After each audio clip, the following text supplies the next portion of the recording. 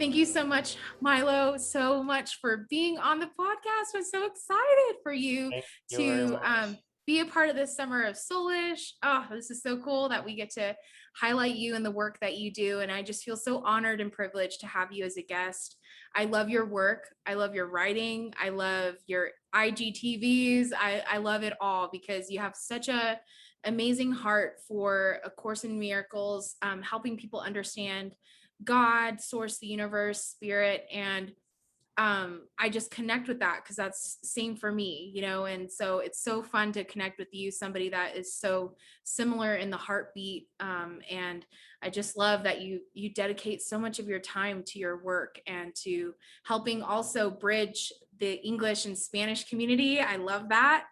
Thank you. And it's so cool that I get to be, I was the first English guest on your conversations Yes. of space time. And I love that I got to be the first English and A pioneer. pioneer. Yes. So Yes. thank you so much for being here. Thank you. It's an honor. My pleasure. So you talk a lot on concepts of A Course in Miracles. And this is something that the podcast, we haven't explored this yet, although I'm very familiar with A Course in Miracles. One of my favorite sayings, which literally stumped me, I think I just stayed on like that first page was, nothing that is real can be threatened and nothing that is unreal exists. And herein lies the peace of God. And Yes. um, that just like that shifted something in me of realizing like I don't have to have anxiety around the unknown, the mystery. And coming from Christianity, where everything is pretty much like segmented out, like you kind of know, like the rapture is going to happen at some point, and you don't want to be left, and that Jesus is going to come down with a sword and on a chariot of fire, and everything is like mapped out as far as eschatology. And so to walk away from that and to have some sort of mystery around, well, what does the end look like now? And is there even an end? Like, I don't even know if there's an end. And what does that look like? And when I read that, that just like, that hit me so hard of like, wow, I don't have to be threatened by anything. I don't have to worry about what I don't know yet. And I can actually enjoy the process and sit in the mystery and enjoy it and experience it and be open to it, whatever it is. And so that hit me hard. Right. That was my journey with A Course in Miracles. Yeah.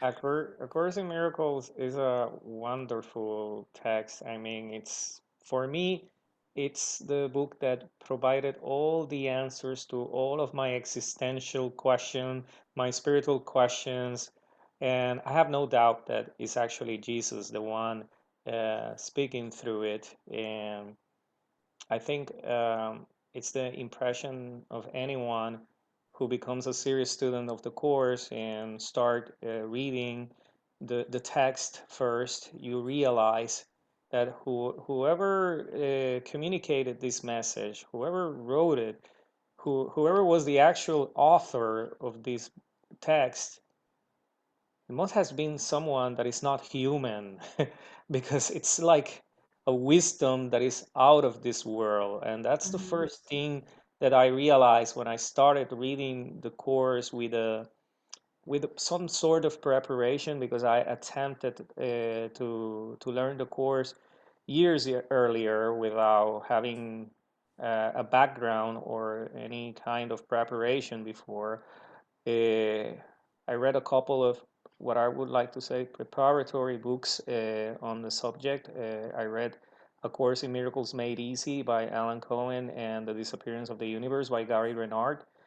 And once I read those books, I felt that I was ready to actually start reading and understanding the material because I knew what I was going to see or expect. But once I start reading, one thing is to read it through the words of Gary Renard and Alan Cohen explaining you in simple basic English of what's going on in the book. But another one is when you start reading these words and you're Yeah. just taken aback. It's something so beautiful, but at the same time so deep. And as I start reading and reading so many of those cryptic passages, I was like, wait a minute, this something in this rings for me that this is the truth.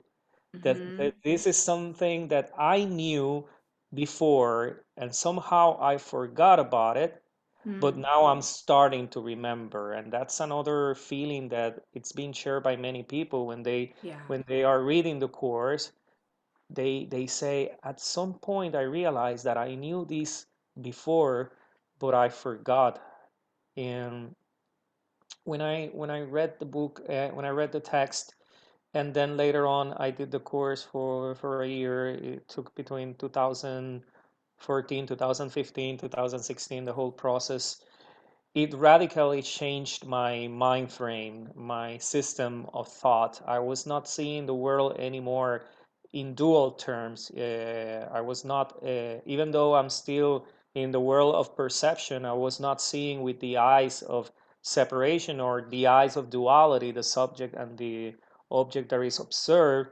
But I started to fully acknowledge and understand that what I was seeing was the external representation of my inner world. And that changed completely my life and my Mm-hmm. relationships with people. And I thought back then, I was already writing about spirituality, but not focusing on A Course in Miracles. I was more into the law of attraction and manifesting thing. But when I learned the course and when I studied it, I realized I have to communicate this beautiful message in a way that is clear and that is loyal and faithful to what the book says, that perhaps someone that doesn't have the opportunity to read the books that I call preparatory books, may take the course and then give it up because they don't understand it. Within my personality self, it became like a quest. I was Mm-hmm. like, oh, I'm not going to allow that to happen. I'm going to communicate the message in a way that people will be excited and encouraged to read it. Of course, I know everything is perfect, including the rejection to the book and including the resistance to the book, but that was originally what motivated me in what drove me to start writing about the course in a simplified language that still it's a challenge, because even when you are using day-to-day Spanish or English to convey this message, the message is still so radical Mm-hmm. that people will have resistance to it. So true. Because it's not that it's lofty, but it's written from a different perspective. Absolutely. So it's hard sometimes to see outside of our little frame. And like you said, expanding that and thinking and holding loosely to what we want to be safe and secure with knowing, I think that's part of the journey, is we have to reckon with that we don't know everything. And sometimes it's hard because that pulls at your sense of security, right? That can threaten you, or feel you can feel more threatened by it, right? Make you feel threatened. But that's part of the process and the journey that the Course in Miracles asks you and invites you to go on, right? Is the mystery, Right. and saying, okay, I'm willing to accept that there are mysteries that I don't understand and that I want to learn more about or be open to experiencing in my life. Um and I think too, right, that it's pretty apparent that A Course in Miracles is written by the soul that we know, or spirit that we know, of Jesus, the Messiah, Jesus of Nazareth, that we know from Christianity, Judaism. I think even Muslim religion talks Yeah. about him as a prophet, right? Hmm. So, would you agree with that in your perspective and what you've read and studied? Of course, and when you study A Course in Miracles, you truly understand Jesus Christ's teachings, and whatever you have read before in the Gospels, start to understand the logic behind it, why you should love your neighbor as yourself, your brother as Mhm. yourself, why judgment is pointless. uh, Jesus Christ believed in never attacking your brother under any circumstances, and his crucifixion was a great example of this. He never offered Mhm. resistance. He didn't do anything against the people that was about to crucify him, Mhm. because attacked one of the teachings of A Course in Miracles is that there is no such thing as an attack. You cannot attack yourself, which is a very very deep teaching. And you have to actually understand a bit about the metaphysics of the course in order to understand why what he means when he says that there is no such thing as attack. But Jesus Christ truly lived the course. The historical Jesus Christ was the living example of living A Course in Miracles, and that for me was Mhm. more than an evidence that the one behind the course was actually Jesus, because the theory was matching the historical figure of Jesus Christ. So when you study A Course in Miracles, you dive into Jesus Christ's psychology, and you understand why he acted and did the things that he did 2000 years ago at the level of consciousness that the historical Jesus was. So it's like a manual for thinking like Jesus Christ. That's how I call A Course in Miracles, which is Mhm. fantastic. That's such a cool way of saying it. How to think like Christ. Yeah, Christ Yeah, consciousness, right? yeah. Um, and I think so. One of the things that I loved was the idea of oneness and the lack of separation, because we kind of live in a very dualistic world and society. And coming from Christianity, which is super dualistic of good and evil, bad and good, evil spirits, good, good spirits, angels, demons, like heaven, hell, right? Very like separate and very dualistic. And even like a sinner versus a non-sinner, someone that's saved versus unsaved, right? All those concepts of duality. And one thing that I love that Jesus teaches on and talks about is how connected we are. So like what you were saying around there's no such thing as attack, there's no such thing as you not being connected to that other person that you see as separate from yourself isn't as separate. Is that like one of your favorite things, or is there something else that is like one of your favorite concepts in A Course in Miracles? For me, my favorite concept is that ideas never leave their source, and that means that Mm, whatever you project out there into the world, since the world is your mind, you will experience it sooner or later. And since everything is a projection or an extension, a projection of the ego or an extension of your true self, you're always surrounded by your thoughts taking physical form. Everything that you experience is the outcome of everything that you have felt or thought.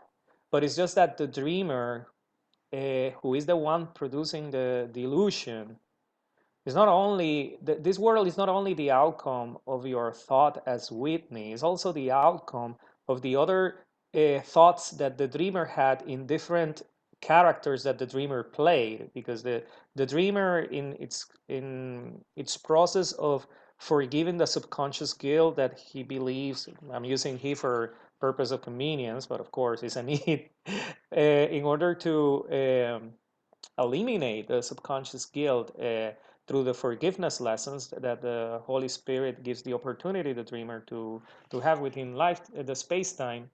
It goes through a series of incarnations where mm, the dreamer seems to progress spiritually.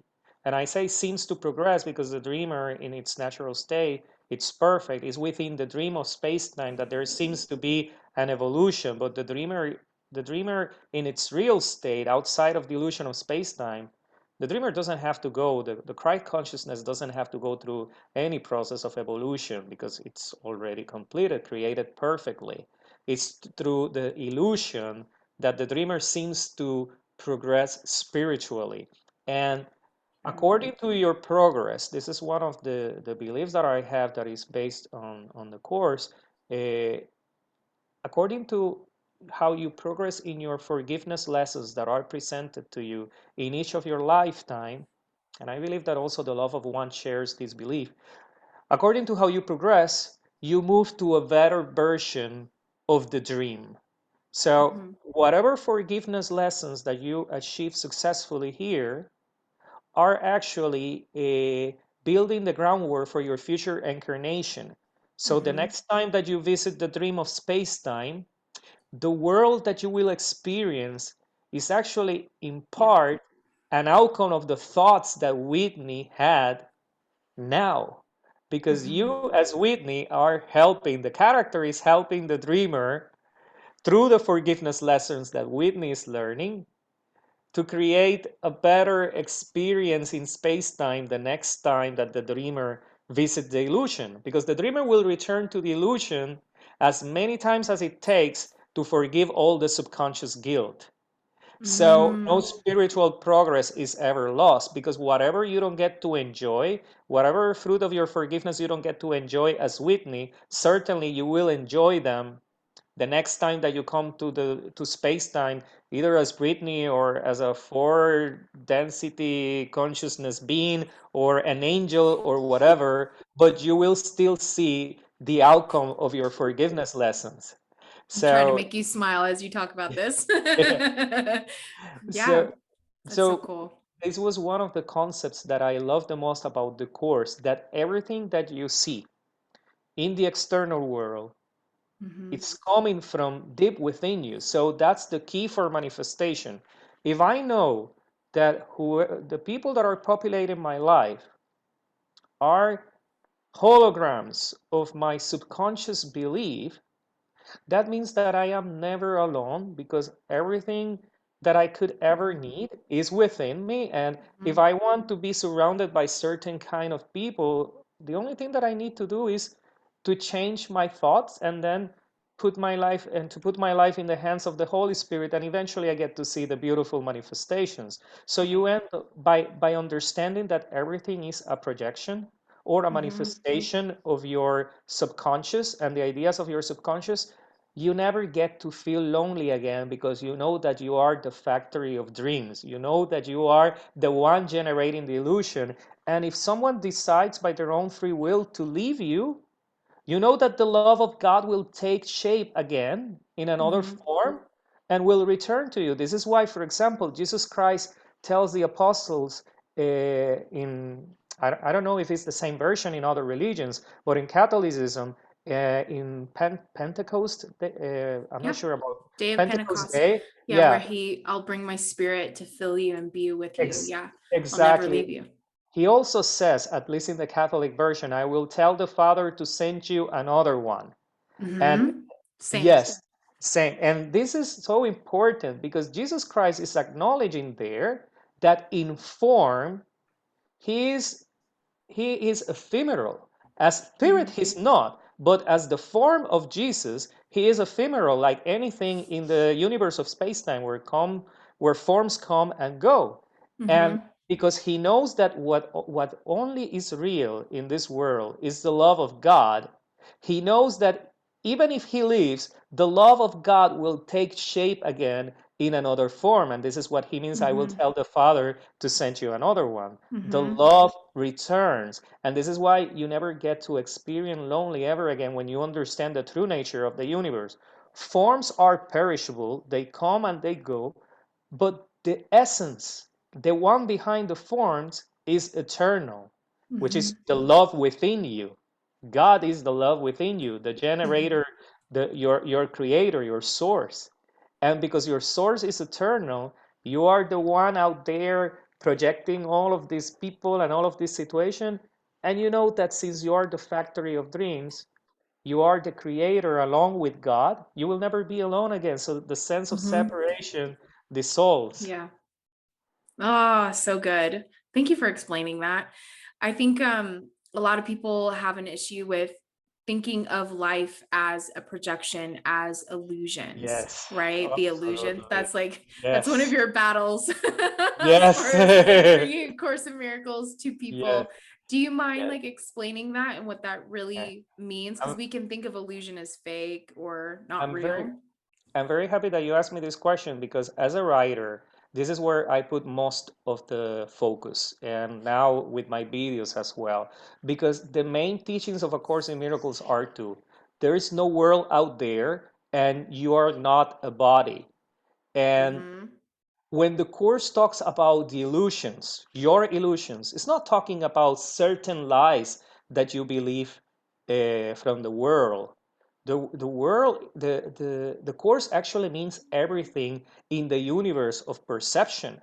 Because the true reality where the dreamer resides, heaven, oneness, is knowledge. The Course Mm-hmm. talks about the difference between the world of perception and the world of knowledge, which I believe that if we want to, to understand what knowledge could be, I believe that is the world of potentiality, the world of oneness, where there is the potential for everything to come to existence. Yeah. But Jesus Christ tells us in A Course in Miracles that only knowledge is real, and Mm. everything that we experience with perception, even through perception, which is a topic that the Course discussed later on, is not real.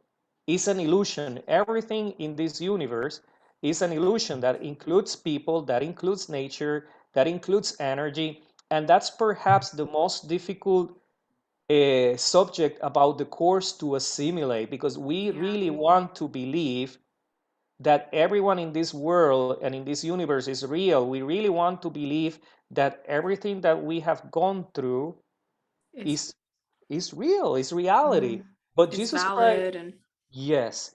But the Course teaches us first that there is no world out there, and it continuously repeated quite often, many times in the book. What we experience as the world is actually a movie created by your mind based on your subconscious thoughts. And by the world, mm, he means actually the universe of space time.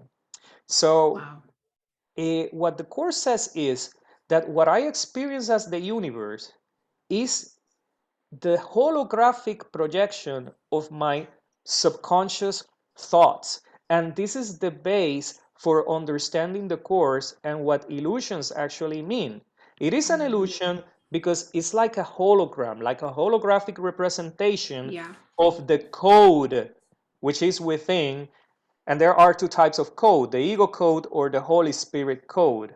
And Mm-hmm. the dreamer is the generator of the universe of space-time, humans, alien civilizations, everything that is in the world of perception.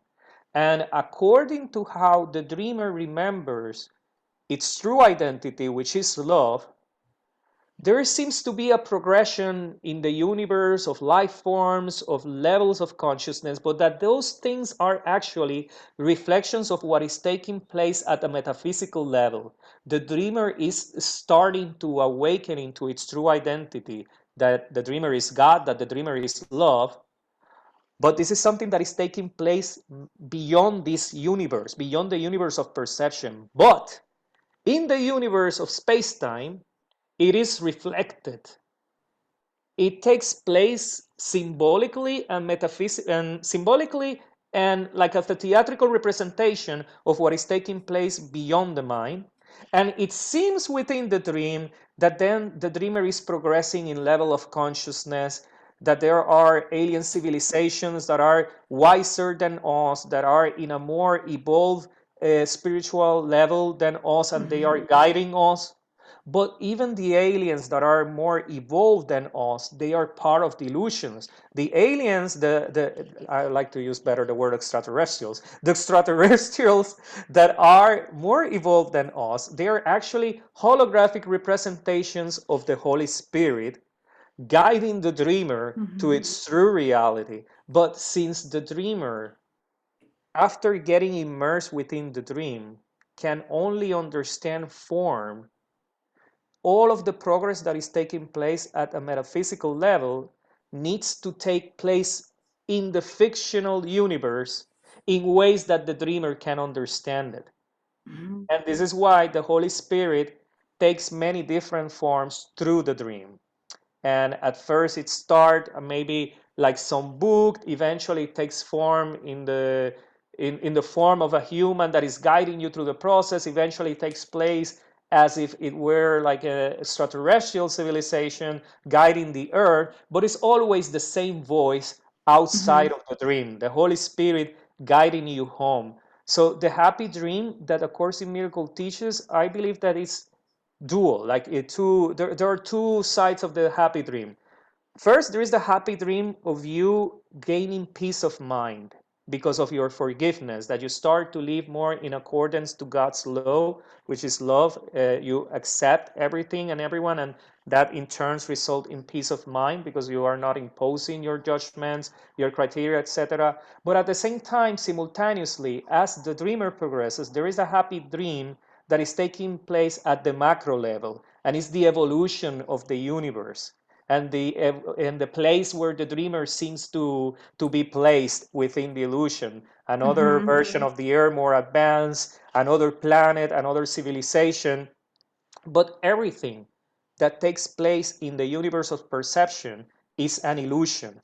But the illusion can be a reflection of the ego or a reflection of the Holy Spirit. So, what A Course in Miracle aims is that you start to change the content of the dream, of the illusion, from nightmares to a happy dream. The Mhm. course doesn't aim for you to awake because the last step is taken by God. This is something that the course clearly states. The purpose of the course is that you evolve through your relationships and through the way that you see the world or the universe to a happier version of the dream, because in order to awake, you have to transition from a nightmare to a happy dream. Mhm. And like I know there's so much that goes into this just from me reading it too, but what simply can you do to do that, to transition from nightmare to happy dream?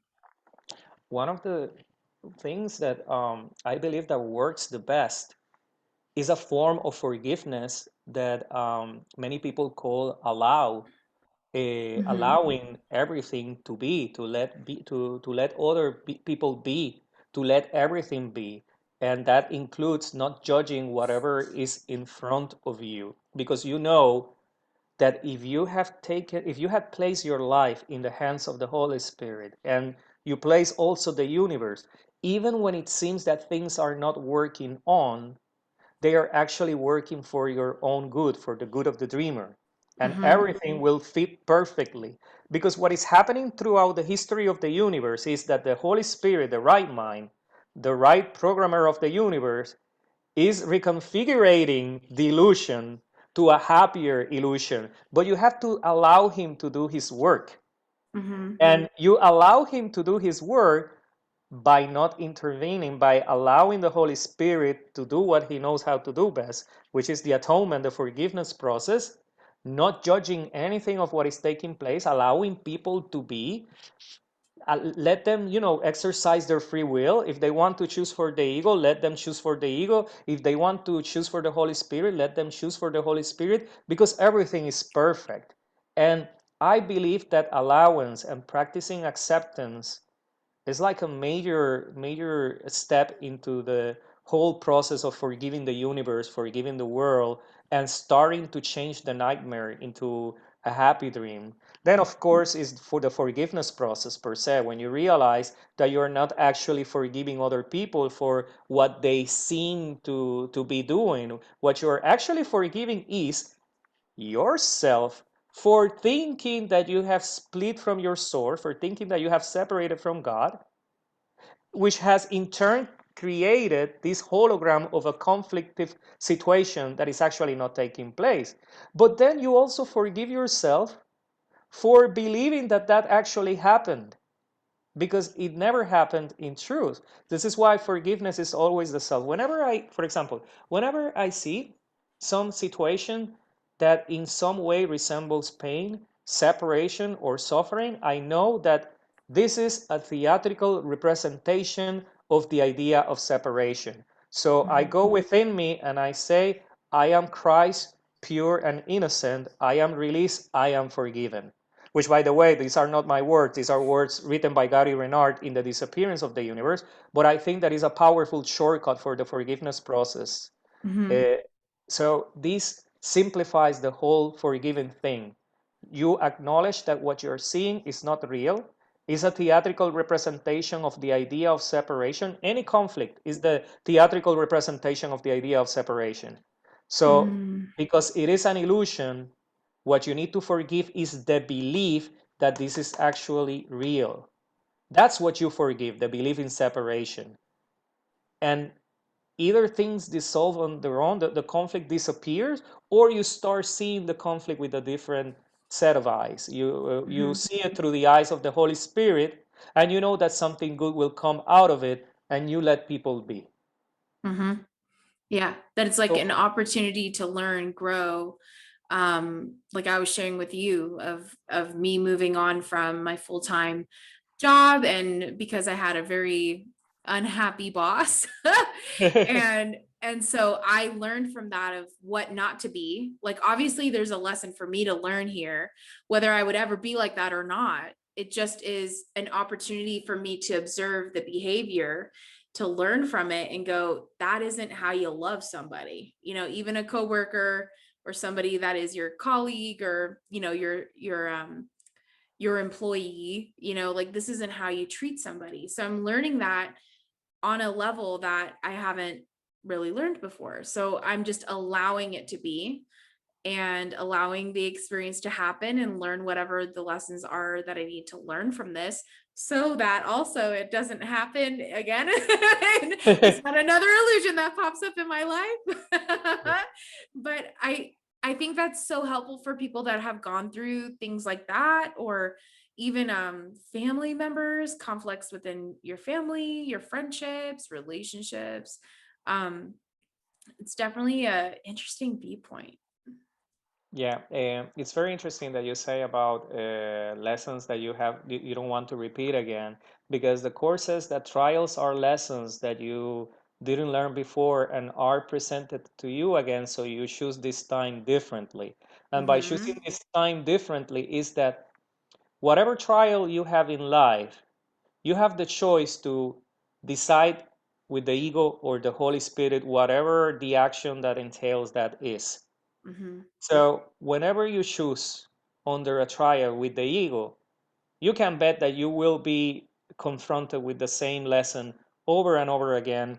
And in this lifetime, maybe, I don't know, you may not experience it anymore, but in another lifetime, you will get to see it, because these are lessons that you didn't learn and they are presented one more time. So you choose with the Holy Spirit. However, it's very important to note that sometimes you can choose for the Holy Spirit and you get to see the same trial again in another form, with another person, in another circumstance, and then you wonder, but if I chose with the Holy Spirit before, why am I being presented with the same situation again? And what the Course says is that at that time you forgave as much as you could, but now, because your progress has, enhanced your capability of forgiveness, the same situation is presented because your capability of forgiveness is higher now, and you can erase more of the subconscious guilt with an enhanced version of the lesson. So sometimes it happens that you Mm-hmm. forgive something and then you are presented again with the same situation, and sometimes even worse. But guess what? Your capacity for forgiveness has grown, Oh yeah. and you are now capable of undoing more of the subconscious guilt. I'm giggling because I'm sure in my past life I bit her head off. So I'm like, this is good. Okay, progress. We're making progress. We're not as like her vindictive and I'll get this you is back later. Yes, and this is what happens. Sometimes we believe that by, I don't know, by breaking up this relationship, by leaving Yeah. this city, or by removing yourself from the situation, you solve the problem, and then Hmm. 5 or 6 months later, you get to meet someone with exactly the same characteristic of whoever you deserted in the past because you didn't want to deal with that person. Because it's not that you need to get stuck with people forever because they are your forgiveness lessons. It's that at the moment that you decide to leave, you should leave knowing that what you were seeing was a projection of your subconscious belief in guilt and Mhm. separation. It doesn't mean that you don't remove yourself from the situation, but because you Right. are the generator of this situation, in form you live, but deep inside in your mind, you forgive the person and you acknowledge that the other person is you, that the other person is love. And if you truly forgive the situation and you, at the level of form, you live, you have passed that lesson. But Mhm. the problem is when you remove yourself from the situation and then you're thinking about the other person, ah, she was so nasty or he was such a jerk. He You're was ringing people's unbearable. bells right now. It's You're like totally ringing people's bells. People are like, "Oh, that's me. I did that." because this is what happens because what you do at the level of form, A Course in Miracle also teaches, is not as important as with the mind that you do it. Mhm. What you So do. you can exactly, you can actually withdraw from the situation or break up a relationship that is not working, but do it with love, do it with the Holy Spirit, and the forgiveness lesson is over. But if you break up the relationship with your ego and you're thinking all possible things about the other person and judging the other person, you got a ticket for repeating the same experience again Mhm. in another time, in another form, but you can bet that you will see it again. That's your bottom dollar. Yes. So funny. Yeah, no, but it's true. And I've seen that in my life in either friendships and relationships. And I think that taught me that if I want to also attract something else in my life, then I need to be thinking about that, and how would I want my next relationship to look like? What would I want a long-term healthy partnership throughout my life to look like? And then start to attract that, right? So it's more of your intention in your heart, and how you're leaving and how you're beginning something really matters, because that's going to change your projection, right? The illusion, whatever you create and put out, Right. I right? believe this is why Jesus Christ put so much emphasis on the purity, not only of action, but of words and thoughts. Yeah. And this has been paraphrased in so many ways in all languages, but basically, you shouldn't allow yourself to harbor any negative thought about your brother. And it's not only about action, but what you think or what you feel toward your brother, because what you're doing is feeding the factory of dreams, which is the subconscious, with more ego, with Yeah. more of the belief of separation. And what happens with that hate or with that anger is that it becomes the raw material for the subconscious to create Mhm. within the dream of space-time more of the same. So this is why that people that have have a vendetta or something against certain type of people, they keep experiencing or repeating the same circumstances or meeting the same types because they haven't forgiven. They feed their subconscious with hate, with resentment, with antagonism, and that in turn creates more of the same. And this is why Yeah. Jesus made it so clear you shouldn't harbor any thought of hatred toward your brothers. Not only what you do in action, but what you think and what you feel about them, because Mhm. what you are doing is like I said before, you are buying a ticket for experiencing the same situation over and over and over again. And you have seen, all of us, we have met people that they keep experiencing and repeating the same patterns, the same type of people, the same type of circumstances at their job because of this, Mhm. because they continually feed their subconscious with some form of separation or negativity that in turns gets projected outwardly as those situations that they don't like or that are so unpleasant. So good. Oh, that's bringing up so much for me, and I'm sure for the listeners. I wanted to ask you around atonement, because that's a phrase that, like, I know well in Christianity. And even forgiveness is something I always thought forgiveness was for somebody else, right? And I've learned just in spirituality, but also in reading A Course in Miracles, that it's more forgiving yourself, which is super liberating. And you find that you end up forgiving somebody else once you've forgiven yourself, because the work happens inside, right? And it's just kind of a natural, it's a natural, I guess, outcome of forgiving yourself, is that you end up being so forgiving for other people. But can you talk a little bit about atonement and what that definition is in A Course in Miracles, and how, like, what that is for us in our journeys? Atonement is the process of making the Christ mind one again. Obviously, the Course uses the Christian term in a way that is completely different, because the atonement, when it's used with Christian or the way that is used in Judaism, is completely different. But Yeah. the way that the atonement is used by the Course in Miracles is actually the process of making the mind of the dreamer whole or one again, because the mind of the dreamer is split between the decision maker of the mind, the ego, and the Holy Spirit. The decision maker of the mind is what you commonly experience as your consciousness, as the part of your mind that is conscious. The ego and the Holy Spirit are, I call them like the computer programmer of the subconscious. And according to the teacher that you choose, then that teacher feeds the subconscious, which is like the fabric, like the factory of the dream, of the illusion, with the material that will produce light.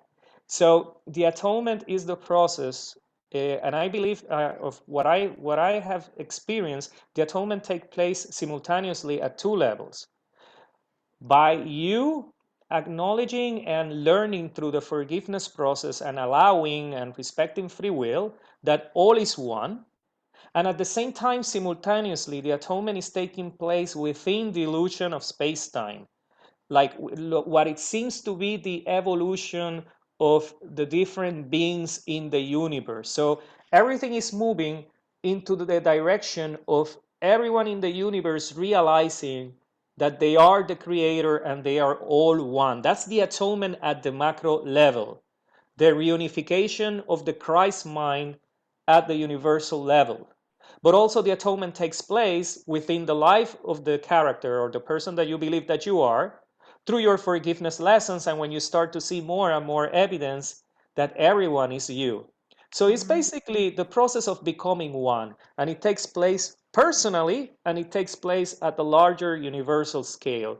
At the end, when all of the consciousness have become one, the Christ mind will be unified, and this is the moment that God takes the final step and the dreamer awakens from the dream of space-time. But to put it in terms that are more practical or easier to understand within the illusion of space-time, is at the universal level, at the macro level, is the gradual process of spiritual evolutions of the soul. At the level of the character, at the level of the personality self, is the spiritual evolution that leads to the acknowledgement that everything is one. So it takes That's so place good. simultaneously in the micro and on the macro level. Yeah, that's so good.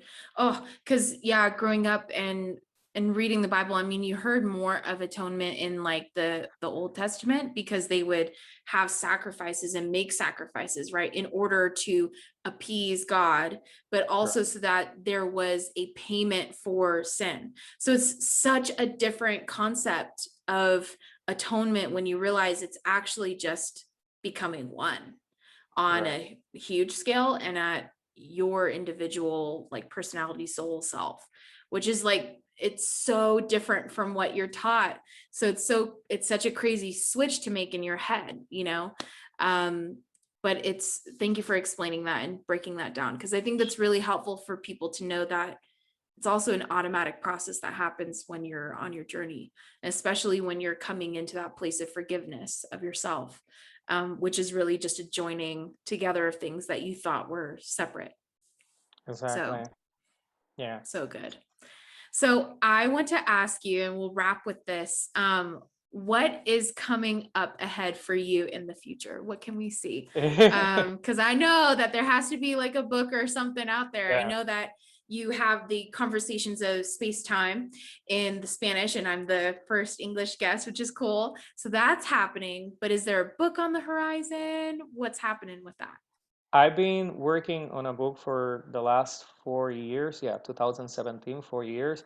I've been Mm. working simultaneously in the English and Spanish version, combining it with the work that I do here in Istanbul for university and for a school. So it's been taking forever, but I already understood that the book will come out when it's the time for the book to comes Mhm. out, when it's the time, the divine time for it, and not when my ego or my personality self wants the book to come out. But it is in the final stages of writing, and basically is like the compilation of everything that I've been posting on social media based on the teachings of A Course in Miracles. So I like to think of it of another preparatory book for anyone who wants to start reading the course, Mm. but that thinks that maybe it's a good idea that I read a book based on A Course in Miracles first. But in my book, I am putting lots of emphasis on the idea that you are the dreamer of the universe of space-time, and that there is no world out there more than in any other of the aspects of the teachings of A Course in Miracles, which are more than that, definitely. But the reason that I put so much emphasis in my writing and in my book to the fact that you are the dreamer of space-time, that there is no duality and that everything is an illusion, is because I believe that this is the key to actually understanding A Course in Miracles. Because as long as you see A Course in Miracles or try to adapt A Course in Miracles to the world of duality, you are bringing the truth to illusion, Mhm. and that always is problematic. So what the Holy Spirit is asking you is, give me your illusions, bring your illusions to the truth. And when we try to make A Course in Miracles another tool of delusion, we are attempting to do what we did with the hologram of Jesus Christ 2000 years ago.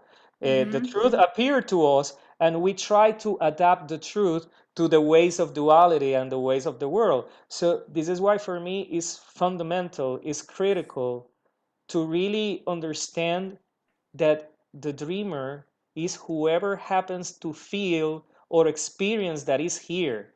If you're actually experiencing right now this moment in space-time and you are perceiving, then the dreamer of the dream is you, not anyone else. It's not me, it's not an extraterrestrial in Orion, it's not anyone else, it's you. The rest is an illusion that can be either used, it can be used either by the Holy Spirit or the ego, according Mhm. to the set of lenses that you use to see the illusion. But the illusion as used by the Holy Spirit, this world, this universe, becomes a school, like a university where you learn that you are actually loved, that you are God. That's the purpose of the dream. That's the purpose of the illusion as seen by the Holy Spirit. The Holy Spirit takes what the ego created to destroy, and then it makes out of it a tool for returning home. So the universe of space-time became a university, a school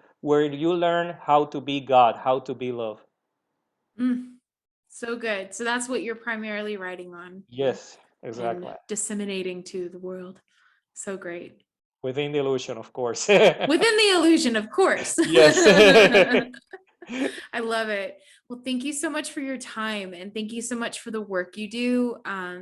I know that it's impacting lives and that people are becoming more awake to the fact that we are living a temporary human experience, and that there's so much more for us here than just existing, and that there's a real purpose for our life and for this experience. So thank you so much.